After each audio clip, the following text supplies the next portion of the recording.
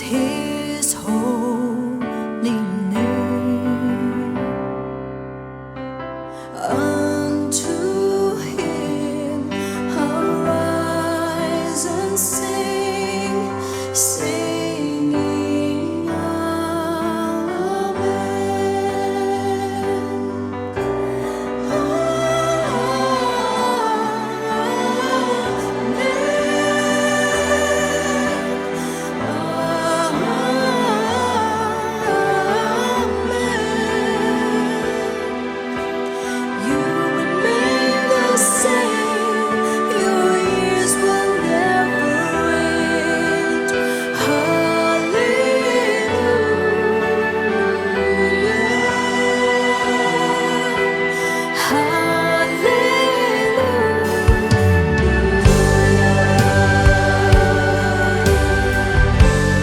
Let's worship the name of Jesus. Taas po natin yung ating mga kamay sa ating Panginoon.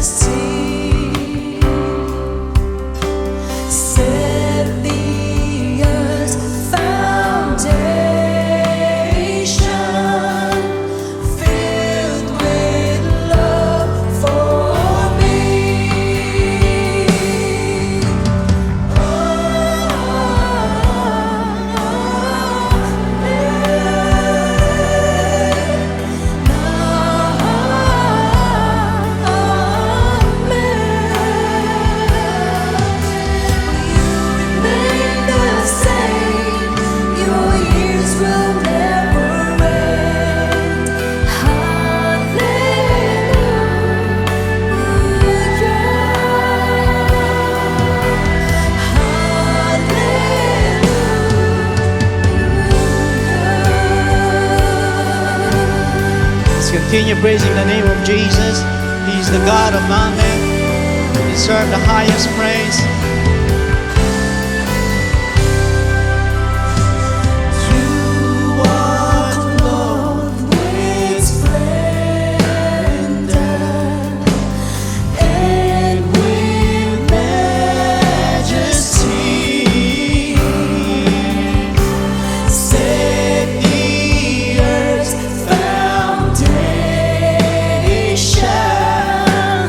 filled with love.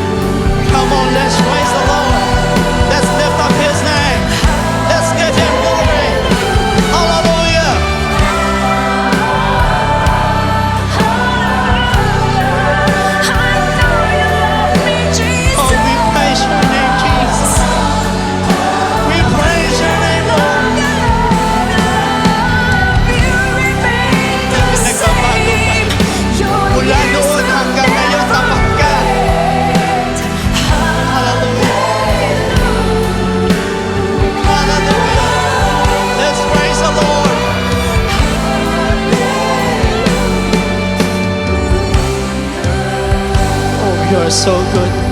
You are so faithful.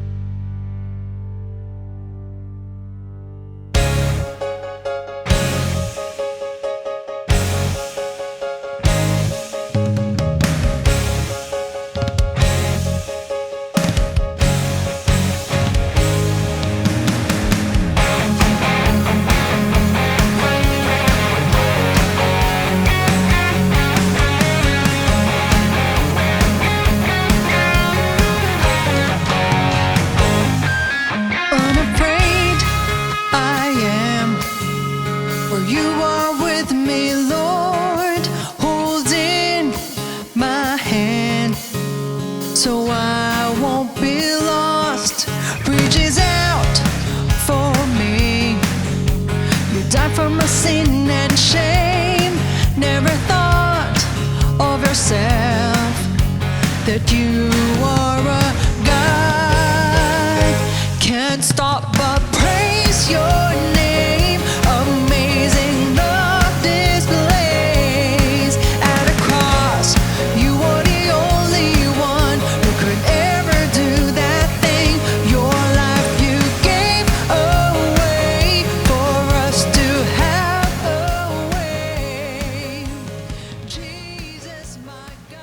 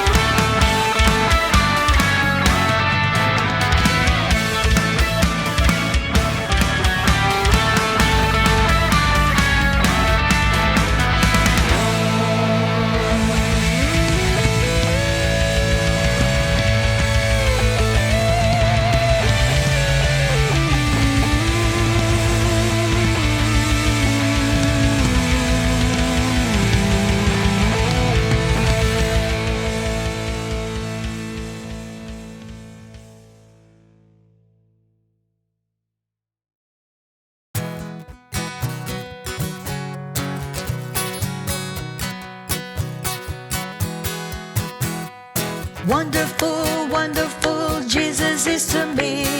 Counselor, Prince of Peace, mighty God is He. He's saving me, keeping me from all sin and shame. Wonderful is my Redeemer, praise His name. Wonderful, wonderful, Jesus is to me. Counselor, Prince of Peace, mighty God is He. He's saving me, keeping me from all sin and shame. Wonderful is my Redeemer, praise His name. Wonderful, wonderful, Jesus is to me. Counselor, Prince of Peace, mighty God is He. He's saving me, keeping me from all sin and shame. Wonderful is my Redeemer, praise His name. What a mighty God we serve.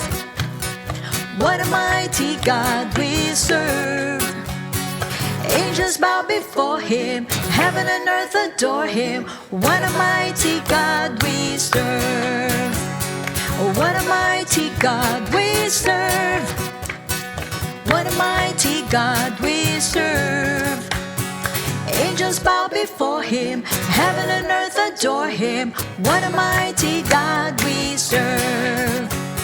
What a mighty God we serve. What a mighty God we serve. Angels bow before him, heaven and earth adore him. What a mighty God we serve.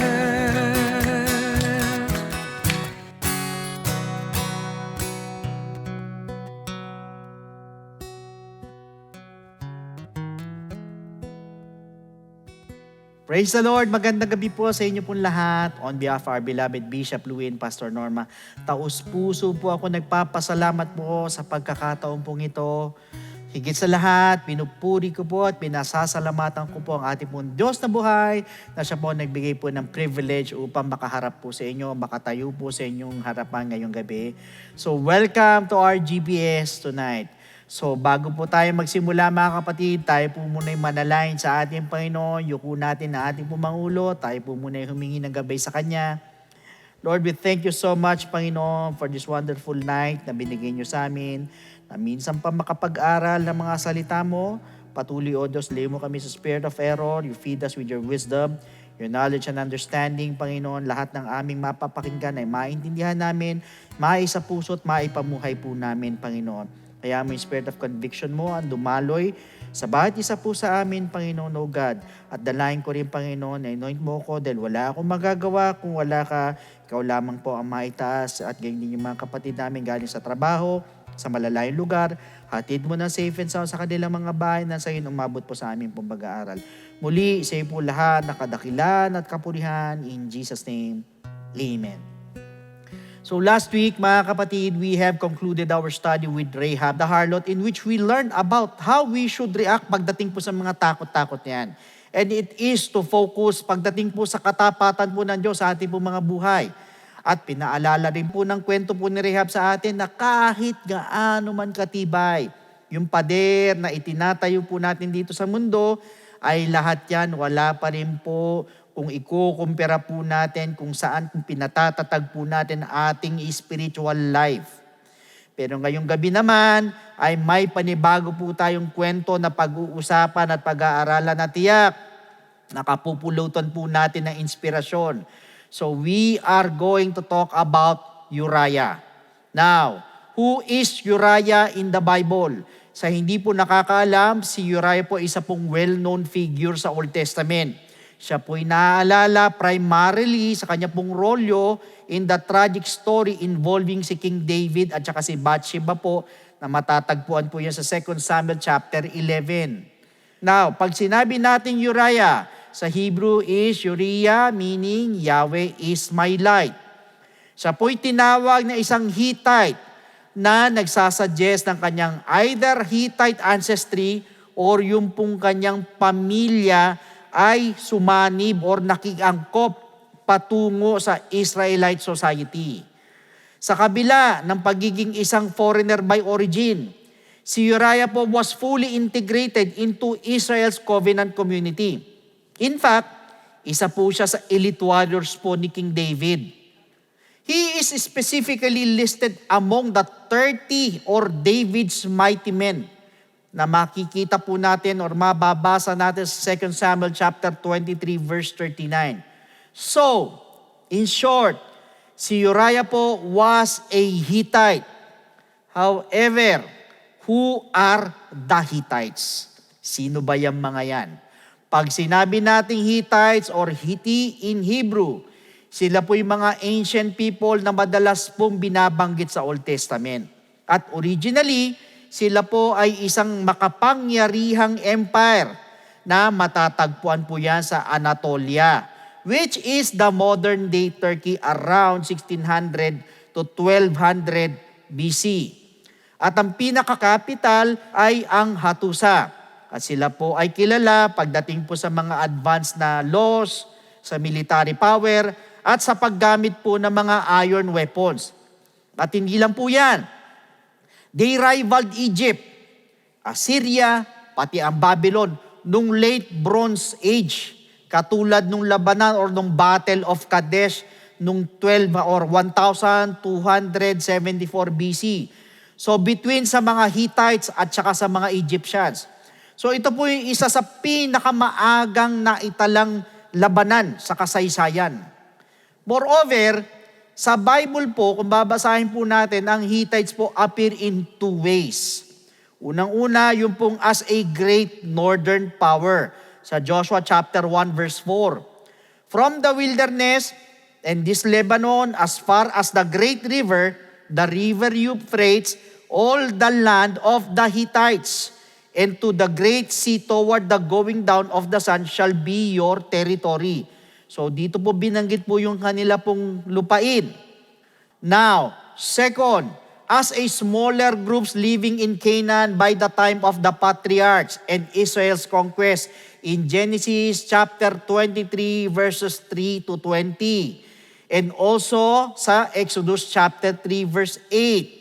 Ang sabi po rito, so I have come down to deliver them out of the hand of the Egyptians, and to bring them up from that land to a good and large land, to a land flowing with milk and honey, to the place of the Canaanites and the Hittites, binanggit na po sila, and the Amorites and the Perizzites and the Hivites and the Jebusites. However, around 1200 BC, ito pong the Great Hittite Empire collapse. Bumagsak po. So possibly dahil po sa mga invasions, sa famine or tagutom, or sa kanila pong internal weakness. Pero yung po mga remnants ng Hittite groups, kung minsan tinatawag po na Neo-Hittite states, ay nagpatuloy sa Syria at saka sa Canaan. At ito po mga maliit naman na Hittite populations na ito are the ones we meet in the Bible sa panahon po ng mga patriarchs ni Joshua at saka ni David. So aside from this, they also practice polytheism, kung saan sila po ay sumasamba sa storm god at sa sun goddess, among many deities. Now, apparently, what instructions did God give to the Israelites before they entered Canaan? Summarize po natin. Unang-una, ang instructions po ng Diyos, drive out the nations completely, kasama dyan ng mga Hittites, Amorites, Canaanites, Hivites, Jebusites, na matatagpuan po natin sa Exodus chapter 23 verses 23 to 24. Pero, ang disobedience naman ng Israel left many nations in the land. So, hinayaan nila na to remain as neighbors sa Judges chapter 1 verses 27 to 36. Another one, ang instruction ng Panginoon, show them no mercy. Yan ang gusto ng Panginoon.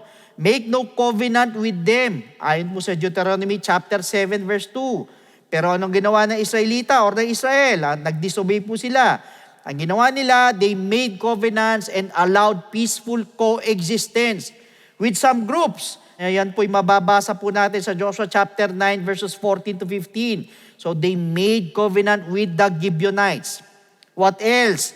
Ang sabi ng Panginoon sa kanila, do not intermarry with them sa Deuteronomy chapter 7 verses 3 to 4. Pero anong ginawa ng Israel? Israel married Canaanite and Hittite woman, leading to idolatry in Judges chapter 3 verses 5 to 6.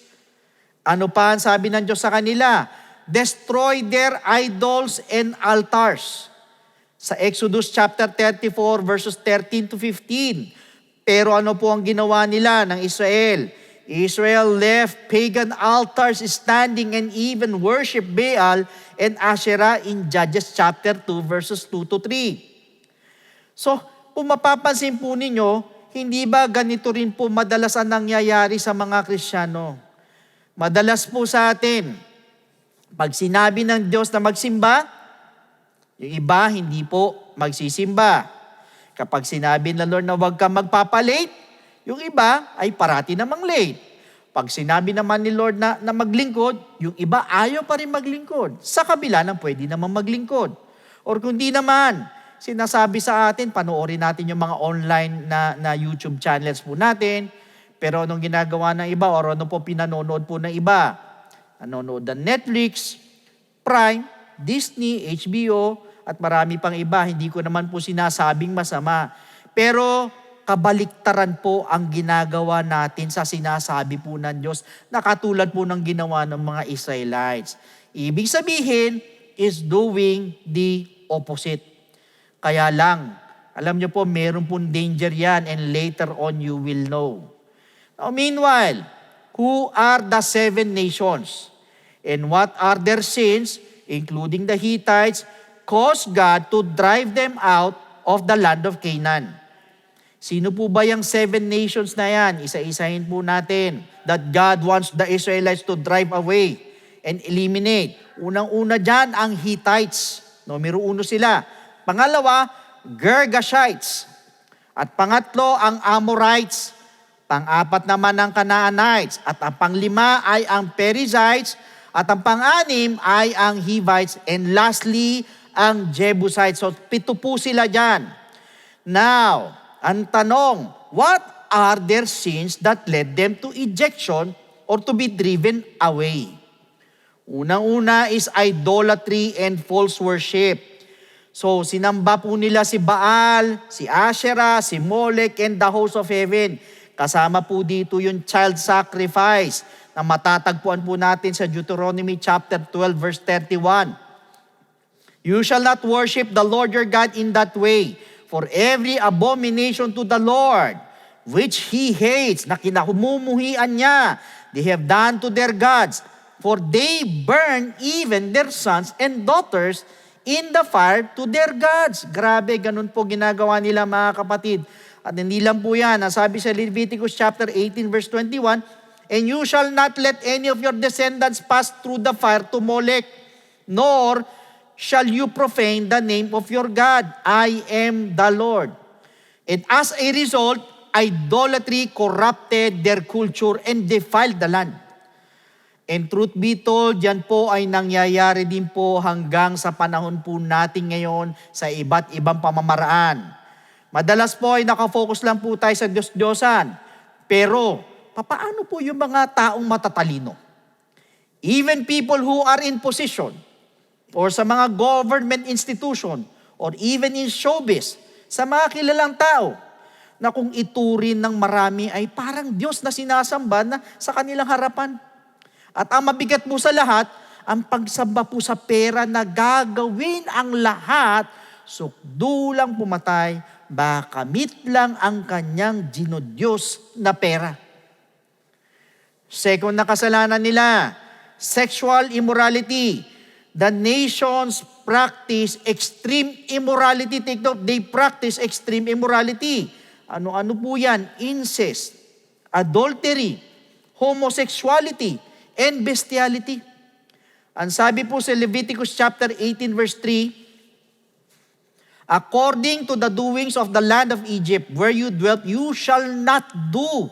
Huwag nyo daw gagawin. And according to the doings of the land of Canaan, where I am bringing you, you shall not do, nor shall you walk in their ordinances. Gayun din po kung babasahin po natin ng verses 6 to 23. Grabe mga kapatid, ito po yung mga pinagagagawa po nila. Kaya po sila pinalayas. As these sins became the mark of their culture and demanded God's judgment. So, let's look at today's nation. Gaano po katindi ang sexual immorality ngayon? Asawa ng may asawa, pinakikialaman. Ang matindi, even magkamag-anak, nagiging mag-asawa. Could you imagine that? Ang ilang mga kabataan, nabubuntis na ganun-ganun na lang. Wala pa sa husdong edad. Nagtatabi kahit hindi pa kasal. And the worst is, ang homosexual at lesbianism, na kinahihiya noon. Pero ngayon, ipinagmamalaki pa. Third, violence and bloodshed. Pinuno po nila ang lupain with innocent blood through murder, oppression, and child sacrifice. Kaya nga sabi po sa Psalms 106 verses 37 to 38, they even sacrifice their sons and their daughters to demons and shed innocent blood, the blood of their sons and daughters, whom they sacrificed to the idols of Canaan, and the land was polluted with blood. Pero sabi po sa Genesis chapter 15 verse 16, but in the fourth generation they shall return here, for the iniquity of the Amorites is not yet complete. Pinapakita po ng talata na ito na binigyan po sila ng Diyos ng centuries of patience before judgment. At sa panahon po natin, siguro naman hindi po lingid sa inyo, napakaraming karumal-dumal na krimen ang nangyayari na hindi pa po nabibigyan ng solusyon dahil sa kawalan po ng hustisya. What about yung pang-apat na kasalanan? Occult and witchcraft. Pinapractice po nila yan. Kasama dyan ng sorcery. Kasama dyan ng divination, ang necromancy, yung nakikipag-communicate ka sa patay. And consulting mediums. Sa Deuteronomy chapter 18 verses 9 to 12. When you come into the land which the Lord your God is giving you, you shall not learn to follow the abominations of those nations.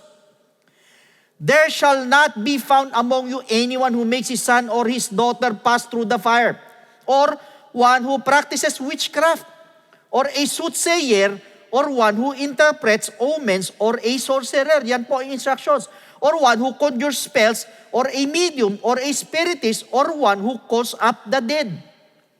For all who do these things are an abomination to the Lord. Ang lahat ng gumagawa ng mga bagay nito ay abomination daw sa Diyos, and because of these abominations, the Lord your God drives them out from before you. Imagine yan po ang ginagawa po nila. At itong mga bagay nito were called an abomination before God. At kapag sinabi pong witchcraft, it means to control people. At ano po sa palagay po ninyo ang nangyayari ngayon sa buong mundo? Hindi po ba merong mga bansa na gustong kontrolin ang buong mundo? Pagdating sa economy, meron din mga bansa na gustong kontrolin ang buong mundo through military power. At hindi nyo po ba napapansin? Ganyan din po ang nangyayari sa panahon natin. Meron din po mga gustong kontrolin ang bansa sa pamamagitan ng iba't ibang aspeto dahil sa mga pansariling interes. So think about it. Panglima, nakasalanan po nila, pride and arrogance against God. Ang sabi po sa Amos chapter 2 verses 9 to 10, yet it was I who destroyed the Amorite before them, whose height was like the height of the cedars, and he was as strong as the oaks, yet I destroyed his fruit above and his roots beneath. Also it was I who brought you up from the land of Egypt, and led you 40 years through the wilderness to possess the land of the Amorite. So ang mga Amorites po at ang Canaanites po, in particular, are described as proud and defiant against Yahweh. Sila po yun. Instead, na sila po ay magsisi upon hearing God's mighty works, katulad ng Red Sea crossing, most of them hardened their hearts. Kaya po sa Joshua chapter 9 verses 1 and 2, and it came to pass when all the kings who were on this side of the Jordan, in the hills and in the lowland and in all the coast of the great sea toward Lebanon, the Hittite, the Amorite, the Canaanite, the Perizzite, the Hivite, and the Jebusite heard about it. Narinig po nilang lahat. That they gathered together to fight with Joshua and Israel with one accord. In other words, they did not repent. Bagkus pinatigas po nilang kanilang mga puso because of pride. In fact, sa panahon po natin, marami rin pong tao ang pumapatay dahil lang po sa pride. Sa napakaliit na dahilan, kapirasong dahilan. For example, may mag-overtake lang sa kanya, nakakat lang sa daan, natiglan lang ng masama, nauuwi na sa patayan. Could you imagine that, mga kapatid? Ganun lang kaliit na bagay. At marami rin pong tao or Pilipino, I should say, na wala pong hanap buhay ng dahil din po sa pride, sa hindi po nakakaalam. Kahit na yung tao po makakatulong sa kanya para magkaroon ng hanap buhay, pero dahil inis po siya doon sa tao yun, anong gagawin? Ay di bali na magutom. Huwag lang lumapit doon sa taong kinaiinisan niya. And those are just to name a few. Meanwhile, balik po tayo sa topic po natin. I just want you to know that every disobedience leaves behind a mark. Pagdating po sa kasaysayan na nagpapakita po ng unang-una ng justice ng ating Panginoon. At yung justice involves the consequences of sins. Alam niyo po, every act of disobedience triggers God's righteous judgment. At yan po mabigat. Kapag tayo po ay hindi po sumusunod po sa Diyos, natitrigger po yung righteous judgment niya. Ibig sabihin, every time na tayo po sumusuway sa Kanya, ay para po nating sinasabi sa sarili natin, i-judge mo ko, Lord. Bakit ko po sinabi? Because God always marks sin with a consequence. Why? So that His holiness is never mocked. Ibig sabihin, pag tayo po ay hindi sumunod sa Kanya, ay hindi pwedeng walang consequence. Bakit? Dahil doon po nakikita sa mga consequences niya ng ating po mga kasalanan na ang kabanalan po ng Diyos ay hindi po maaaring hamakin. Kaya po sinabi po sa Galatians chapter 6 verse 7, do not be deceived. God is not mocked. Again, God is not mocked. For whatever a man sows, that he will also reap. Kung ano daw ang hinasik mo, ay siya din mong aanihin. Kaya ganyan po kadelikado ang sumaway po sa Diyos. And always remember, maliit o malaking pagsuway, ay pagsuway pa rin sa harapan po ng Diyos. At siguradong hindi po magiging maganda ang resulta para sa atin. Example, si Adam tsaka si Eve, una-una, they were banished from Eden sa Genesis chapter 3 verses 23 to 24. Pangalawa, ano nangyari sa kanila? God put the flaming sword sa gate po so that they could not enter the Garden of Eden. Na nag-i-imply po ng eternal separation from God habang buhay na pagkakahiwalay po sa Diyos. Pangatlong pinakamabigat sa Romans chapter 5 verse 12. Therefore, just as through one man sin entered the world, and death through sin, and thus death is spread to all men, because all sinned. Ibig sabihin ng dahil sa isang pagsuway ng mag-asawa, nadamay ang lahat ng tao sa mundo, including yung mga bata na ipinagbubuntis pa lang sa tiyan ng nanay po nila. Kaya po sa Psalms chapter 51 verse 5, ang sabi rito, behold, I was brought forth in iniquity, and in sin my mother conceived me. What about Israel? Yung mga foreign nations left in Canaan has become thorns in their sides. Na ayon po sa Judges chapter 2 verse 3. Therefore I also said, I will not drive them out before you, but they shall be thorns in your side, and their God shall be a snare to you. Imagine, naging tinik mo sa kanila. Yung mga bansang hindi po nila lilipol. And even David, the Bible says in 2 Samuel chapter 12 verse 10, the sword never departed from his house after the sin against Uriah. Ibig sabihin, wala po siyang kapayapaan, wala siyang katahimikan, but rather puro gera po ang sinalubong po ni David. Now, second, on the other hand, God marks disobedience with mercy. In what way? The limiting of judgment. For example, si David po in 2 Samuel chapter 24 verse 25, ang sabi po rito, and David built there an altar to the Lord and offered burnt offerings and peace offerings. Nagbigay siya ng mga burnt offerings at peace offerings. So the Lord heeded the prayers for the land, and the plague was withdrawn from Israel. Kaya po winidraw yung plague sa Israel dahil po si David po'y nagsumamo po sa Diyos. Nakiusap po sa Diyos. Ibig sabihin, even when justice falls, God tempers it with mercy. Ibig sabihin, naroon pa rin po yung habag ng Diyos sa kabila ng judgment. Even si Cain was marked for protection despite judgment sa Genesis chapter 4 verse 15. So sa madali salita, despite Israel's failure, God can bring good. Kahit na magmula pa sa disobedience. So sa pamamagitan po ng pananatili po sa lupain, ang iba pong mga Hittites did not remain enemies, pero umanib or bumahagi po sila patungo sa Israel at niyakap pa po ang Diyos ng Israel. Sa kabila ng hindi po pagsunod ng Israel na lipulin silang lahat, ang mga natira pong Hittites ay nakatanggap pa rin po ng awa mula po sa Diyos. Hindi lang po sila nakisama sa Israel, kundi naging dakila pa po sa bansa. And Uriah, the Hittite, is the clearest example. Not only that, pangatlo, God marks disobedience with grace. Why? Because the door of redemption was open. Nabuksan. Meaning, beyond mercy, God turns disobedience into an opportunity, isang oportunidad for His greater plan to save, if possible, all men or every human being. In what way? Ang example po mga kapatid, katulad ng Israel's failure to drive out the nations. Si Rahab, na isa pong Canaanite.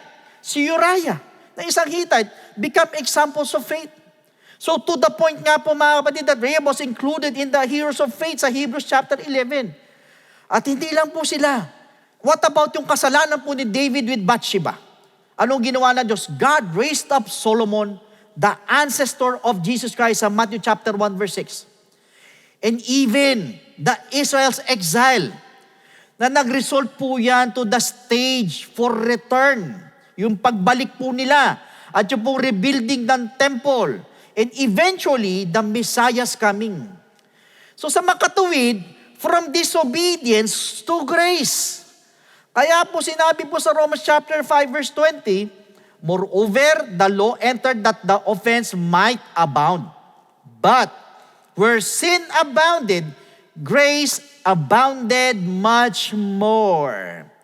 So just to clarify, hindi po ibig sabihin na meron na tayong lisensya na gumawa ng kasalanan porkit laga na po ang biyaya po ng Diyos.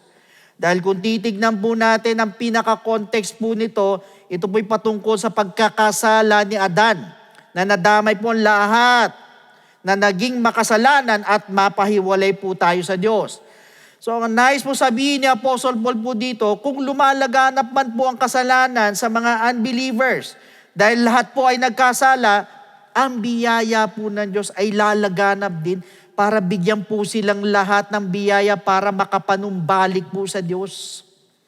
Sa makatuwid, huwag po nating isipin na yung pong kasalanan ng mga tao na paulit-ulit na ginagawa ay paulit-ulit din pong patatawarin po ng Diyos. Kahit na ito po ay sinasadya na po nila. Kaya rin po sinabi ni Apostle Paul sa Romans chapter 11 verse 17, sa Tagalog po natin basahin.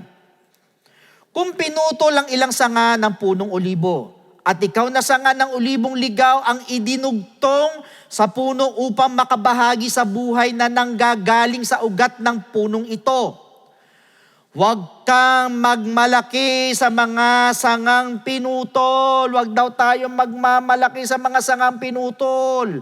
Alalahanin mong hindi ikaw ang bumubuhay sa mga ugat.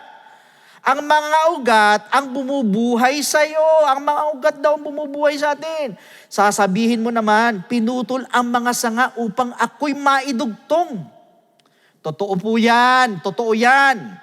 Pinutol sila dahil hindi po sila sumampalataya sa Diyos. At ikaw naman ay idinugtong dahil sumampalataya ka sa Kanya. Tayo daw ay idinugtong dahil sumampalataya tayo sa ating Panginoon.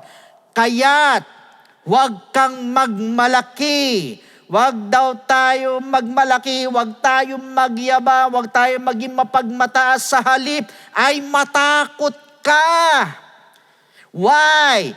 Sapagkat kung ang mga tunay na sanga ay hindi pinanghinayangan ng Diyos, ikaw pa kaya ang panghihinayangan niya?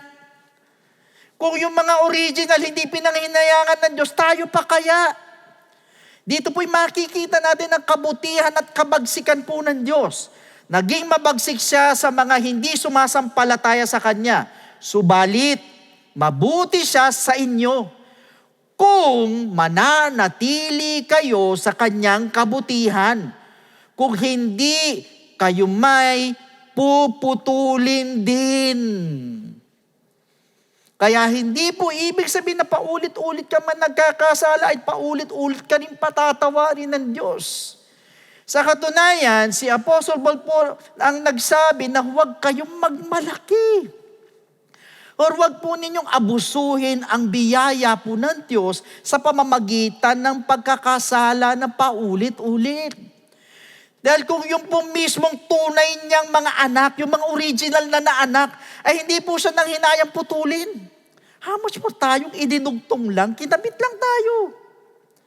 Now, sa pagkakataon po ito, let's go back to Uriah. What are the lessons from the life of Uriah? Ano po ba matututunan natin sa buhay niya? Brothers and sisters, ang buhay po ni Uriah the Hittite ay punong-puno po yan ng mga makapangyarihan po na aral. Precisely, dahil siya po ay nagmula sa bansa na nasa ilalim po ng sumpa ng Diyos. Kaya po na sinabi po sa Deuteronomy chapter 7, verses 1 and 2. When the Lord your God brings you into the land which you go to possess and has cast out many nations before you, the Hittites, ayun na, binanggit, and the Girgasites, and the Amorites, and the Canaanites, and the Perizzites, and the Hivites, and the Jebusites, 7 nations, greater and mightier than you. And when the Lord your God delivers them over to you, you shall conquer them and utterly destroy them. You shall make no covenant with them, nor show mercy to them. Just imagine, dyan po siya nagmula. Yet, sa pamamagitan po ng pananampalataya at loyalty, siya po ay namuhay ng mas maayos kaysa pa sa mas maraming Israelita, including King David himself. Kaya ano po yung matututunan natin sa kanya, unang-una, faith is greater than lineage. Yung kanya po pangalan na Uriah, ibig sabihin, Yahweh is my light, ay nagpapakita po na siya po ay tumalikod from the gods of his people para sambahin po ang Diyos ng Israel. Though siya po ay isa pong Hittite by blood, that he was counted among David's mighty men. Sa 2 Samuel 23 verse 39. Ibig sabihin, what matters to God is not ancestry, but faith and obedience. In Galatians chapter 3 verse 21. There is neither Jew nor Greek, there is neither slave nor free, there is neither male nor female, for you are all one in Christ Jesus. At gayon din ang sabi po sa Ephesians chapter 2 verses 11 to 19. So ibig sabihin yan po ang importante sa Diyos. Hindi kung saan ka nang galing, kung anong background mo, kung anong pagkatamo, kundi ang pananampalataya at pagsunod. Yan po ang mahalaga po sa Diyos. Second, na matututunan natin sa buhay niya, integrity shines in dark times. Kung matatandaan po ninyo ang kanya pong kwento sa previous GBS po about the sin of David, hindi po pumayag si Uriah to enjoy comfort with his wife habang yung arka po at ang mga kasama niya po ay mga sundalo nasa labanan sa 2 Samuel chapter 11 verse 11. And Uriah said to David, the ark and Israel and Judah are dwelling in tents, and my lord Joab and the servants of my lord are encamped in the open fields. Shall I then go to my house to eat and drink, and to lie with my wife? As you live, and as your soul lives, I will not do this thing. Ang sabi ni Uriah. So kung tutusin, pwede naman po siyang sumunod sa utos po ni David. Pero hindi niya po ito ginawa dahil sa taas po ng integridad po niya, at yung po kanyang integrity na yun ang tumayo po at naging pong malaking pagkakaiba sa tinatago or sikreto pong kasalanan ni David. So ibig sabihin, true loyalty to God shows in small decisions of integrity. Even when no one is watching, kahit na wala pong nanonood or nakakakita. At yan po ang tunay na integrity. Meron at walang nakakakita ay maayos ka pa rin sa harapan ng Diyos. Sa iba po kasi, kapag wala na nakakakita, kung ano-ano po kabalbalan po ang ginagawa eh. Sa pag-aakala na walang nakakakita po sa Kanya, yes, sa tao wala. Pero ang Diyos, 24/7 yung mata niya nakatingin po sa atin, nakikita ka. Pangatlo, na matututunan po natin sa buhay po ni Uriah, righteousness can condemn hypocrisy. Just imagine, si Uriah, na isa pong foreigner, ay pinatunayan na mas righteous pa kaysa kay David. In which yung pong kanyang buhay exposed the hypocrisy of God's people who had more revelation. Pero namuhay po kasi with less faith, yun ang problema. Ano po ibig sabihin? Meaning to say, sometimes, outsiders who fear God put insiders to shame. Kaya nga po sa Matthew chapter 8 verses 10 to 11, when Jesus heard it, He marveled, said to those who followed, "Assuredly I say to you, I have not found such great faith, not even in Israel. And I say to you that many will come from east and west and sit down with Abraham, Isaac, and Jacob in the kingdom of heaven." So dito po namangha po si Jesus Christ sa centurion, dun po sa faith ng centurion. Ano po ibig sabihin nito? Kung minsan talaga pong hinihiya ng mga outsiders ang insiders. Bakit? Kasi po, yung mga outsiders na may takot po sa Diyos, ang siya pang kinakikitaan ng mas matinding pananampalataya. At sa panahon po natin, sa paanong para naman, mas kinakikitaan pa sila ng katapatan, ng integridad, ng kasipagan, sa harapan ng Diyos at ng mga tao. At nangyayari po yan sa atin. Kung minsan, mas nagsasabi pa ng totoo ang ibang unbelievers kaysa dun sa ibang Kristiyanong naturingan. At hindi lang po yan. Kung minsan nga, mas nakikitaan pa ng kasipagan ng ibang unbelievers kaysa sa mga Kristiyano na nagbibigay po ng kahihiyan sa kanyang pagiging Kristiyano. Pangapat, God's justice will expose sin. Mga kapatid, iniisip po kasi ni David na yung pong pagkamatay po ni Uriah ay kaya pong pagtakpan ang kanyang kasalanan at ginawang krimen. Ngunit, yung pong dugo ni Uriah became the very evidence na nagdala po ng judgment ng Diyos kay David. Sa 2 Samuel chapter 12 verses 9 to 10. Why have you despised the commandment of the Lord to do evil in His sight? You have killed Uriah the Hittite with the sword. You have taken his wife to be your wife and have killed him with the sword of the people of Ammon. Now therefore, the sword shall never depart from your house, because you have despised me and you have taken the wife of Uriah the Hittite to be your wife. In short, kahit gaano pa po pinagtakpan ni David ang kasalanan po niya, lumitaw at lumitaw pa rin po ito sa bandang huli. So this implies that God will always vindicate the innocent and expose hidden sin. Kaya po sa Luke chapter 12 verse 2, "For there is nothing covered that will not be revealed, nor hidden that will not be known." At kung sa panahon po natin, hindi po ba ninyo napupuna pagdating sa politics, hindi ko naman po nilalahat, kahit ilang dekada na nilang tinatago ang issue. Pero mapupuna po ninyo ay unti-unting pinalilitaw po lahat ng Diyos. Why? Always remember, na itago mo man ang kasalanan mo ng 1 taon, 2 taon, 3, 4, 5, or more, or kahit gaano pa katagal. But one day, palulutangin at palulutangin ng Diyos yan, whether you like it or not. Why? Dahil lahat daw ng nakatago sa dilim ay ihahayag sa liwanag. Now lastly, number 5 or 5, grace extends beyond boundaries. Sa paano pong paraan? Though isa pong Hittite, si Uriah, pero ito po si Uriah was fully integrated, ibig sabihin iniangat or isinama po into God's people. Ito po ay nagpapakita na ang biyaya po ng Diyos was never limited to Israel. In which, yung pong kanyang buhay anticipated false teaching na ang mga Gentiles po are grafted into the people of God through faith.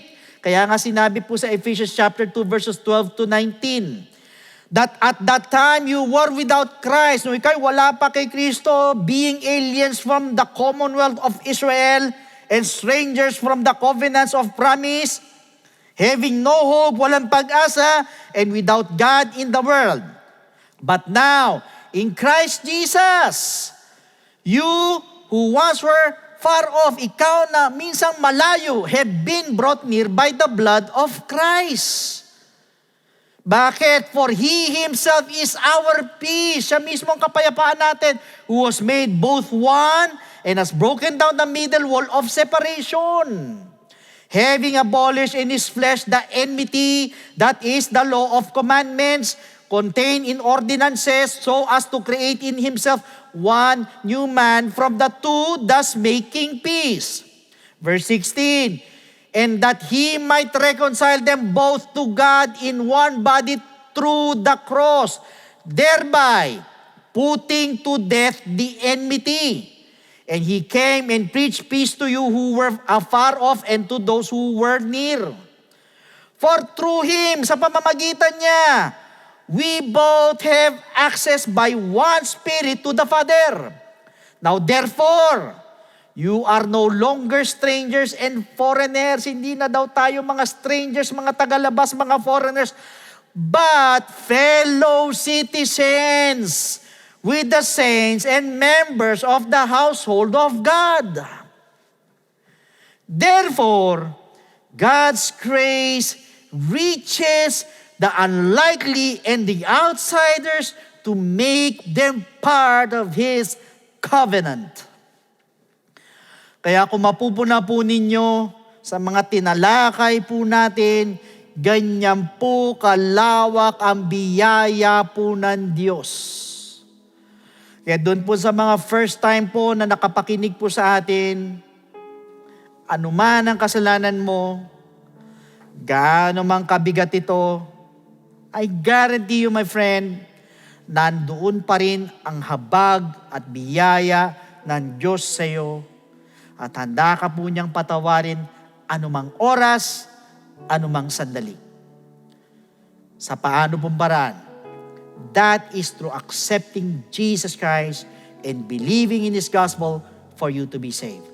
Pag sinabi po natin salvation, so please listen to me sa lahat ng mga first-time viewers.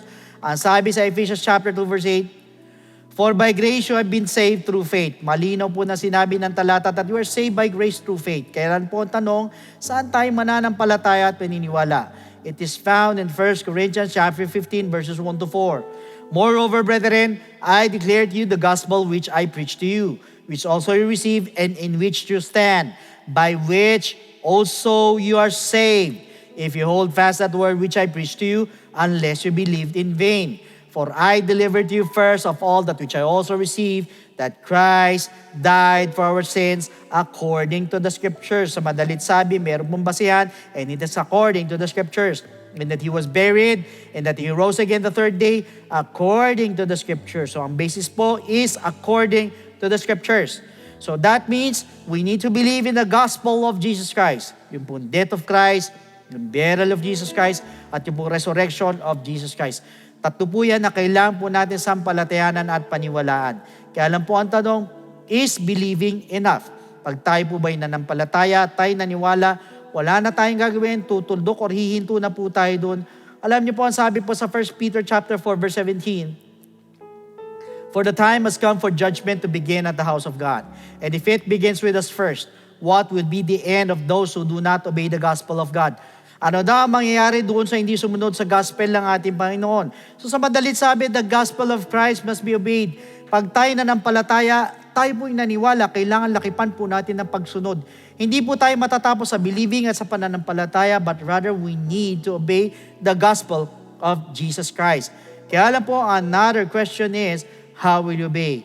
It is found in the book of Acts chapter 2 verse 38. Then Peter said to them, repent, and let every one of you be baptized in the name of Jesus Christ. Ulitin ko, be baptized in the name of Jesus Christ for the remission of sins, and you shall receive the gift of the Holy Spirit.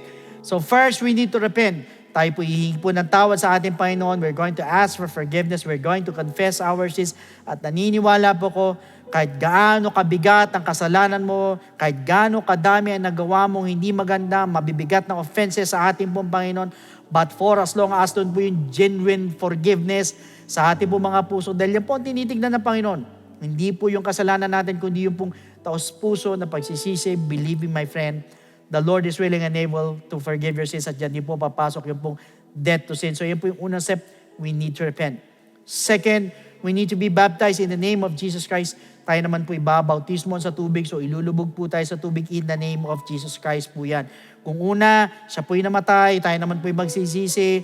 So para bagang pinapatay naman po natin ang ating pong mga kasalanan sa pamamagitan po ng repentance. Pangalawa, siya naman po'y inilibing, tayo naman po'y magpapabautismo, ilulubog naman po tayo sa tubig. So para bagang inililibing naman po natin ang ating pong mga kasalanan kasabay naman po ng paglilibing kay Kristo.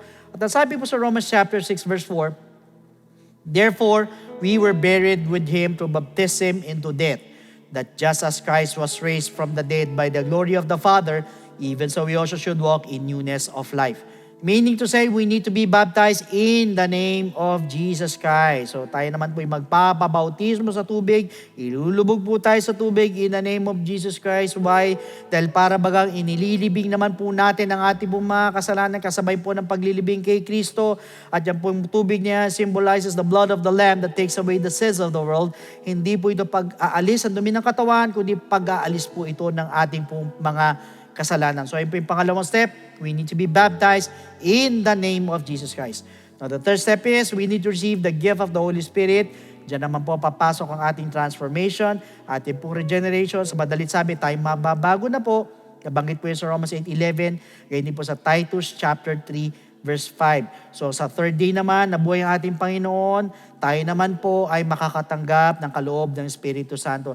And take note, yan pong Holy Spirit means power. Bakit ko po sinabi? Aminin nyo man hindi.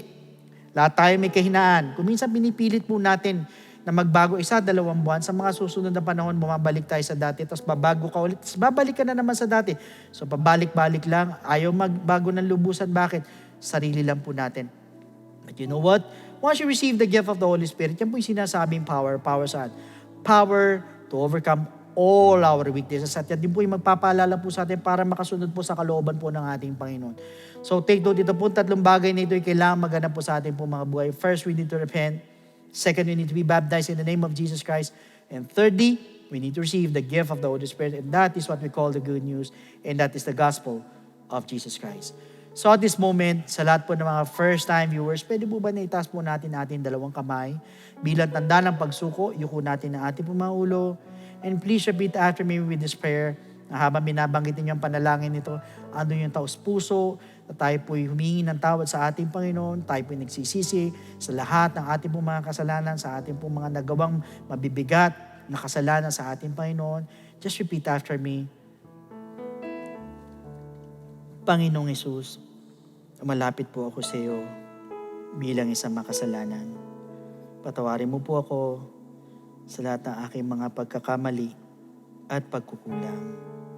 Sa oras na ito, tinatanggap po kita bilang sariling tagapagligtas at tinatanggap po kita bilang Diyos ng aking buhay. Naniniwala po ako na ikaw ay namatay, ikaw ay nilibing, kasi katong araw ay nabuhay na magmuli. Tulungan mo po ako makapagsimula ng bagong buhay at idagdag mo po ako sa iyong kaharian. Maraming salamat po sa pangalan ni Jesus. Amen. So yun po yung first step. Para sa pangalawang step, andyan naman po yung mga telephone numbers po natin. Pwede kayong tumawag dyan. Or otherwise, mag-message po sa ating pong FB page. Iwan kayo ng mensahe para mabigyan namin kayo ng further instructions para makapag-schedule po ng water baptism. So glory to God sa napakagandang mensahe na patuloy na inaabot po tayo ng biyaya at habag po ng ating Panginoon. Naway lahat ng ating napakinggan ay ma-apply natin sa ating pong pang-araw-araw na buhay. Everyday, wag nating kakalimutan, pirmi nating tatandaan na lahat ng ating natututunan ay napakahalaga po yan. So mga kapatid, to end our lesson tonight, napakaigay na bago tayo magtapos, tayo po muna yung manalangin minsan pa sa ating Panginoon. Let's give thanks to our merciful God So yuko natin na ating pong mga ulo minsan pa. Panginoong Jesus, we praise your name, we glorify your name. Maraming salamat po sa napakalawak mong biyaya. Maraming salamat, Panginoon, sa pagdugtong mo po sa amin, sa iyo. Kahit na kami po'y taong mga may bahid ng pagkakasala, kahit kami po'y nawawalan ng katapatan, madalas ng righteousness, at namumuhay ng may pride, Lord, we know na inyo pong paulit-ulit na pagpapatawad ay hindi po namin dapat samantalahin, bagkus ay lalo po namin ito na pagpapahalagahan at maging pundasyon ng aming katapatan sa iyo. Lord, tulungan mo po kami to cherish kung ano man po ang binigay mo po sa amin at mamuhay na mabuti at karapat-dapat na tawaging Kristiyano. Again, we thank you for everything that we have heard, what we learned. We ask all of these things in Jesus' name. Amen. Praise the Lord. So once again mga kapatid, maraming salamat sa Panginoon sa napakaganda mensahe. So wag niyo pong kalilimutan, next week, do tune in, same time, same channel. Umatin po kayo as we are going to talk about part 2 of Uriah. So ang title po natin is When the Anointed Becomes a Murderer. So once again, God bless every one of you and to God be all the glory.